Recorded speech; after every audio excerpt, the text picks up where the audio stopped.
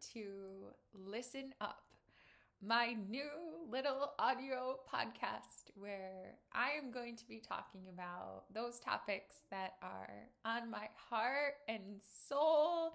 This is my joy, and as many of you will know, I am a psychic and I am an astrologer, but more than anything else, I am a human being, and I am a human being who has been through some stuff. And you are probably a human being who has been through some things too.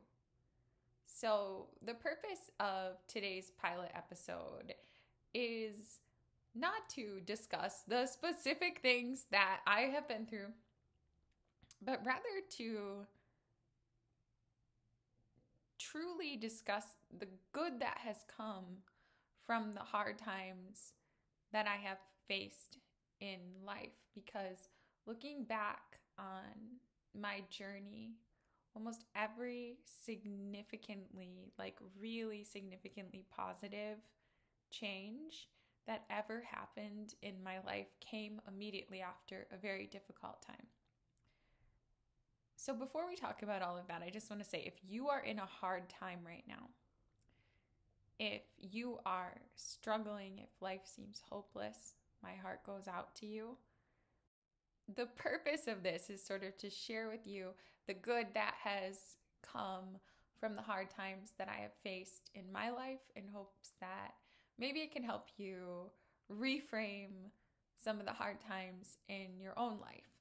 And this was sort of inspired by a number of things. It was inspired in part by a communication I had with a client this week, but also with a concept that I heard on a podcast, which was the concept of post-traumatic growth.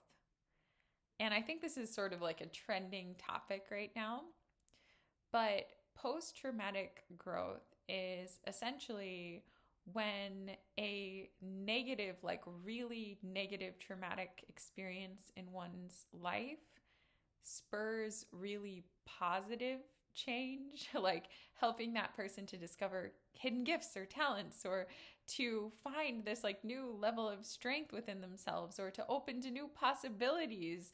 We see sometimes people go through trauma and then they have these like dramatic improvements in their relationship, or they become so much more appreciative of life, or they grow in all these ways, or they find their purpose. And it's a really interesting phenomenon in psychology to look into. Now, obviously, not everyone who goes through a genuine trauma experiences post-traumatic growth, but enough people do to say that it is a phenomenon. So I wanted to talk today about hard times and really do so sort of from the soul perspective, because as I've grown like a bit older and wiser, I've come to see that every human life has tremendous suffering in it at some point. And that may sound like a shocking thing, and it sounds shocking to say it, and yet it is proven true over and over again. And I've done this work now, this work as a psychic, for long enough, for 10 years. And being a psychic, and especially in the ways my gifts work, I really get to see into the private lives of everyone that I work with.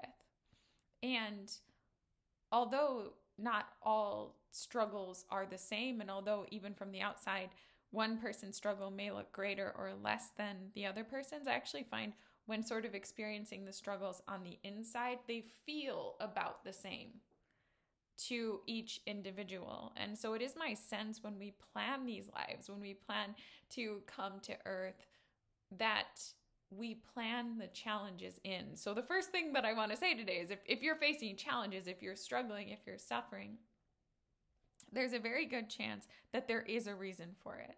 There's a very good chance that this is a part of your plan. And there's a very good chance that you are going to get through this. There's a very good chance that within you exists the skills necessary to rise from this, and possibly to rise transformed in a very positive way. it can be so hard to believe that when you're in the thick of it. And yet, after every dark night, the sun rises again. If there's one consistency in life, like I've learned over the years, it's change. It's change.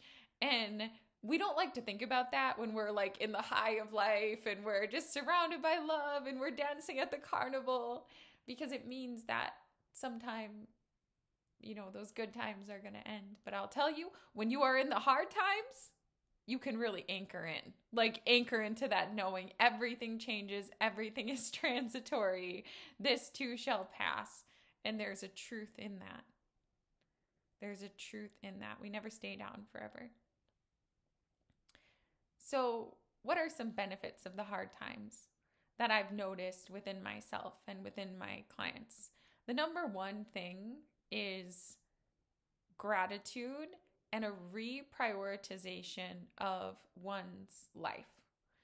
So this week, one of my clients told me that a tree fell on her house totally unexpectedly, and it actually took out the power for 7 days.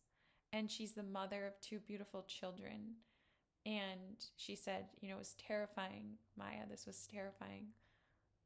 But afterwards, I felt so grateful for that electricity that I normally take for granted. And how many of us complain about our power bills and things like that, or don't even notice that when we go to a light switch and turn it on, that the light comes on.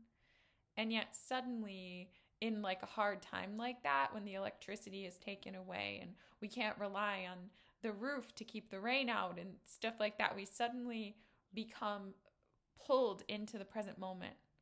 I think hard times can do that. I think they can pull us into the present moment.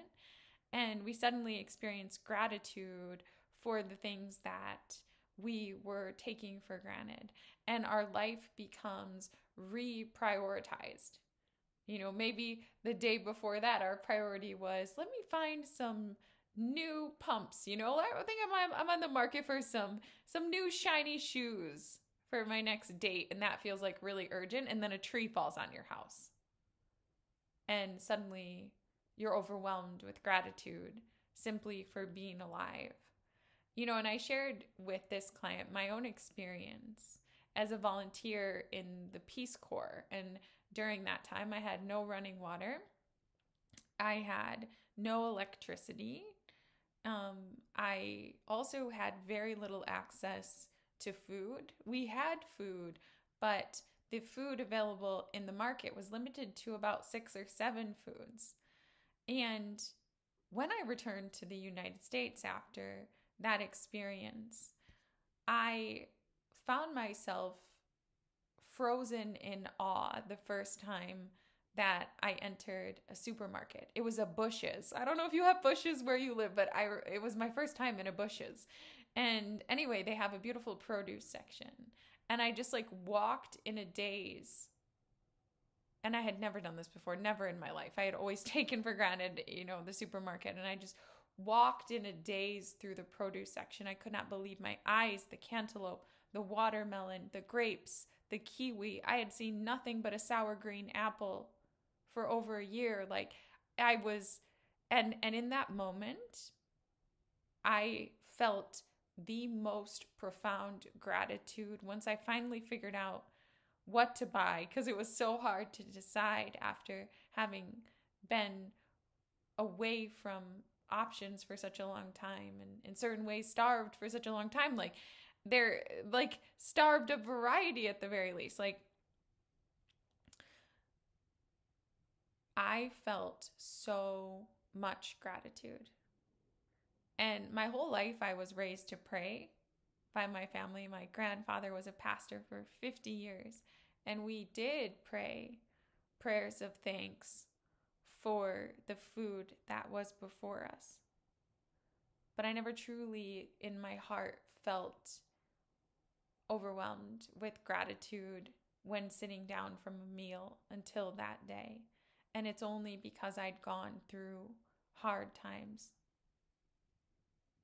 where all of the food had to be cooked over an open flame, and sometimes crops were bad, and some of the food that I wanted just wasn't available, or it was all out at the market, or I had cravings or nutritional deficiencies that just couldn't be filled. So hard times and lack and suffering and losing something, it sucks in the moment. And yet it can bring us in touch with the moment, which I think is like one of the greatest gifts, but it can also leave us with gratitudes, and it can sort out our priorities, because in life it's so easy to lose touch with what really should be a priority, especially with so much advertising and like so much social media, and we're constantly getting these messages about what we should be prioritizing and what we don't have and what we should have and what we need and how we should look, and all these things that are really, in the grand scheme of things, when put into perspective, are really not that important. They're really not that important. So hard times can leave us really grateful, because someday the hardship will end. And when it does, we can derive the greatest pleasure and satisfaction from even just a regular day or the simple things. And there is a beauty in that. There is a great beauty in that. The second thing that hard times can do, and have consistently done in my life, is they can give a person courage. Frankly, most of us don't want to change. Like, most of us, like, if we have something that's like kind of working, like, most of us, like, we don't really want to face our fears. Like, most of us want to stay comfortable, and that totally makes sense. And most of us just kind of stick with what works. If it works, okay, we just keep doing it. And usually it takes something catalyzing us to get us to face a fear, to get us to break through a pattern. And being sort of backed into a corner, whatever that means for you in your life, maybe it's your marriage is under threat, or you lose your job, or being put into illness can do this. Being put into a situation that seems hopeless. I will say, I haven't seen a situation yet that is truly hopeless. But a lot of times when it feels hopeless, it's because it requires from us some type of action step that we told ourselves we would never do. Maybe that's out of pride, but we told ourselves, I will never do that, or I will never ask that person for help, or whatever the case may be. I will never move to that place, or whatever the case may be.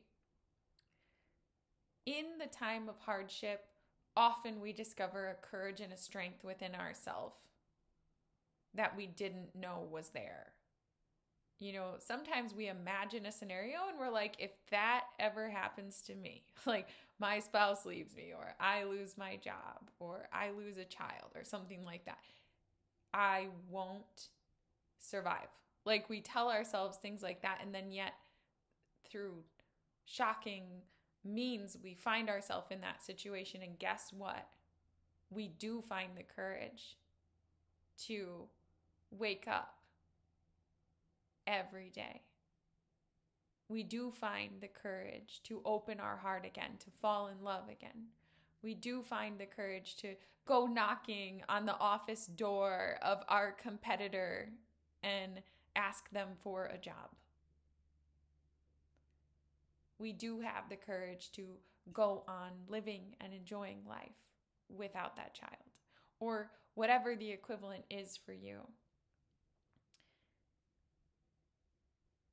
Tragedy, hardship, suffering, often it dismantles our pride and our superficiality and our ego enough that we're finally able to do the one thing that truly liberates us and sets ourselves free. We find novel solutions when we have to find novel solutions. I think of how I became a psychic in the first place. I've been doing readings full time for 10 years now. And the way I found myself to this work was, well, laying on the floor under my desk at the prestigious internship that I have been granted after working my tushy off for a decade to build the best resume that ever could be. But the truth of the matter was, I was hit by an unknown affliction. I was severely ill, and I was too weak to sit in my office chair. I would get these dramatic attacks of pain, and it took everything in me just to breathe through the pain, but I was only able to do it on the floor. I mean, it was dark days, and I went to that job for many weeks, but I couldn't do the job. When you're in that level of pain, the only thing you can do is survive. It becomes impossible to focus on projects. And I remember when it finally hit me that I had to quit. Like, never in my life, like, I've been working since I was 12 years old. 40 hours a week at 12 years old in the summer for my family business. And it just hit me that for me, I wasn't putting in a good day's work. You know, I fundamentally, like, never in my life had I ever faced a moment where I could not do the job. I always found a way. I worked for 5 years at a job at summer programs for kids, and I needed to be there at 6:30 in the morning for a meeting, and activities at night sometimes went until midnight. And, you know, I would work that full day every day, turn around, get some sleep, go back again. And I always got the job done, always. And to realize I was physically incapable of getting the job done as I lay on the floor, wrenching in pain. That's how I became a psychic, because in my heart, like, throughout my life, like, I'd been seeing spirits. Had I ever, having been raised in a Victorian mansion, I'd been seeing spirit, well, forever, I guess. I mean, I've been seeing spirit. I don't have a memory of any point in my childhood where I wasn't seeing spirit at least 4 or 5 times a week at night, if not every night. And so it was like always this thing that I had within me, but I would have never done it. Scariest thing in my life, realizing the only thing I can do, I can't work a job. I don't have the strength. At that time, I didn't. The only thing I can do is do the one thing I said I would never do. Use these weird, strange gifts and abilities that are within me, and hope that someone will want to consult me, you know, and someone will benefit from these gifts and abilities. And I didn't know, and I didn't market myself, and I still really don't market myself, but I just added a tab to a blog I had been writing, like readings, like really subtle, and I just added like a PayPal button. And the next day, someone pushed the button, and I did my first reading, and then here I am, like 10 years later. It happens one reading, one day at a time, just like that. And my pride, like, I was trained to be a global leader. Like, I had a master's degree. Like, I was trained to do something amazing in the world, and just to even just give up the most prestigious internship that I worked for, because I knew, like, it should go to someone who could actually do the job. That was hard. And that's an example of courage, because for me, trusting enough in the spirit world, trusting enough in God to go where I was guided, and to admit that I had some sort of gift, and to commit to cultivating that gift and working hard at it, and to face the fear of being judged, of public ridicule for being a psychic when I was trained to be so much more. I mean, that took courage. And had I not been in a hard time, like a really, really, really hard time with my health, I never would have done it. I never, ever would have done it. And so hard times can push us to do the things that we otherwise never, ever would do. Suffering can do that. Hardship can do that. We can swallow our pride and do the thing we always should have done anyway. And, the final benefit of hard times that I've noticed, and this one's sort of like cliche, but I mean, there's a reason it is, and that's because it's true, is hard times can bring us wisdom, and they often bring us spiritual enlightenment or spiritual growth. Rarely do people seek out God when everything's going perfectly. When they have the love and they have the acclaim and they have, the job and they have the money and they have the fun and everything is great. Like, rarely do people seek out God under circumstances like that. Why should they? They're not seeking for anything. Some people do. I'll admit that some people do, but rarely. Most people go looking for God when all the other options of the world have failed, That's when most people go looking for God. In this moment, I'm sort of thinking, like, I definitely have some clients who have found tremendous healing through AA, through Alcoholics Anonymous, and who've struggled at various moments before with addiction and things like that. And it really hits me how faith is such a core part of that. And those people they've been struggling. They've been struggling a lot, and they're at the end of the road. And in that moment, they've got two things left that they can do. They can seek God, or they can just give up on their life. And that's when a lot of people find God. And I think that's like when most people find God, is like when there's two options. Like, either I can give up on all of this, or maybe God will save me. And then people go looking for God in different places, like in religion or in meditation or wherever. But the good thing is, in hard times, many people find God. I'm thinking in this moment of Louise Hay. And even Edgar Cayce is another example. Edgar Cayce, the quote-unquote sleeping prophet. He failed. The reason that he did that is because he failed.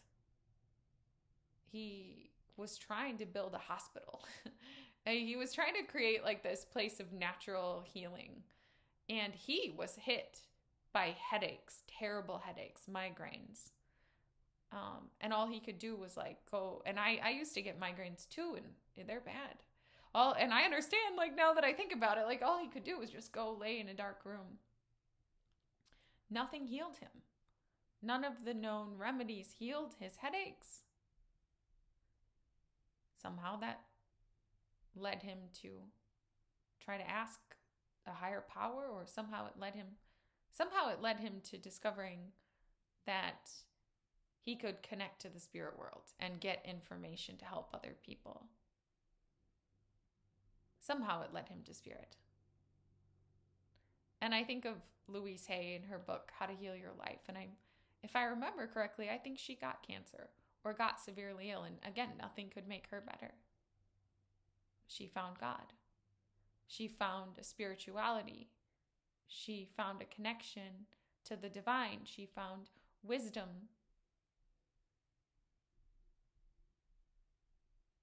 These hard times can spark us to change. They can lead us to true meaning and fulfillment, not that which is superficial, but something much more real. They can bring us into the present moment. They can show us our real priorities in life. They can fill us with gratitude for the simple things. They can awaken within us a courage that we never knew that we had. They can inspire us to take those steps to do novel things that we never thought we would, that we never thought that we could. They can lead us to a personal breakthrough. They can help us to push past fear, the fear of being judged by other people, any kind of fear. In those moments where we have no other options, we push through those fears. And we can gain so much wisdom And in our hard times, we can be led to that particular way of connecting to something higher that is perfect for us. And then we can get the greatest gift of all, which is faith, a true faith, an embodied faith, a trust that no matter how dark it gets, we'll make it through. And I think that's one of the most wonderful benefits of hard times, after all. So I hope you all enjoyed listening today to this first episode, pilot episode of Listen Up. I've been wanting to try this for a long time. I record most of my readings as audios like this, and so it's just such a natural format for me. Sit-down videos is what my audience asks for. That's not as natural of a format for me. So I thought I'd just try this and just kind of see how it goes and see if you like it and if you benefit. So to anyone out there who's listening, and especially to anyone out there who shares this episode, thank you. Thank you from the bottom of my heart. I wish you all the greatest blessings. I hope that none of you have to face intensely hard times. But if you do, I wish you the greatest benefits, blessings, and benevolence that can possibly emerge from those hard times. And I remind you, don't give up on yourself. Don't give up on the goodness in life. From this, good shall come. Thank you for listening. Many blessings and namaste.